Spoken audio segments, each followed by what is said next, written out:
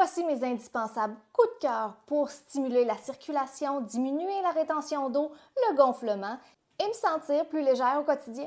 Allô, moi c'est Geneviève, je suis instructeur de la méthode Pilates et je suis aussi docteur en chiropratique. Et pense à ajouter cette vidéo-là à tes favoris pour y revenir quand tu vas vouloir te donner des idées de magasinage pour le bien-être. Il va d'abord y avoir les outils de stimulation manuelle. Ça, c'est des accessoires qui vont aider à stimuler la microcirculation, à décongestionner les tissus et à favoriser la remontée de la lymphe. Il va y avoir le gua sha qui glisse sur la peau pour drainer les toxines, réduire le gonflement et améliorer le teint. Le rouleau de jade ou de quartz qui aide à la circulation lymphatique du visage, surtout s'il est froid.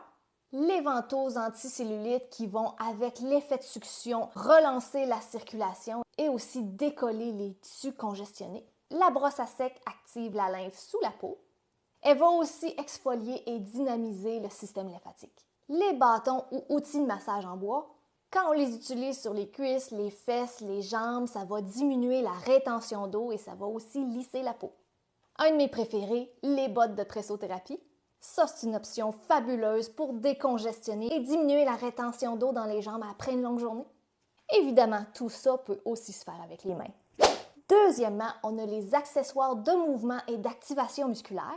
Je le rappelle, le mouvement, c'est une vraie pompe lymphatique. Des outils comme le tapis d'exercice, les blocs de yoga, les balles de massage, le foam roller, c'est tous des outils qui vont aider à créer un flux naturel par la contraction musculaire. On a troisièmement les outils de respiration et de relaxation. Parce que la respiration profonde, c'est une des principales pompes du système lymphatique. Alors tout ce qui est bon pour favoriser une pratique de respiration consciente va être bon pour ça. On a les outils de thermostimulation, chaud-froid. Les variations de température vont provoquer une vasodilatation et vasoconstriction et ça va aider la circulation. Pour ça, on a les saunas infrarouges, les couvertures d'infrathérapie, on a l'hydrothérapie chaud-froid, les glaçons, les bains de pieds au sel d'Epsom, etc. Puis finalement, on a les produits complémentaires. Des choses comme des crèmes, des huiles, de l'eau citronnée, des tisanes. Ça remplace pas le drainage, mais ça peut optimiser les résultats par hydratation et tonification des tissus. Mais il ne faut pas oublier les petits gestes au quotidien. C'est pas des accessoires, mais eux aussi vont amplifier tous les effets du drainage au quotidien.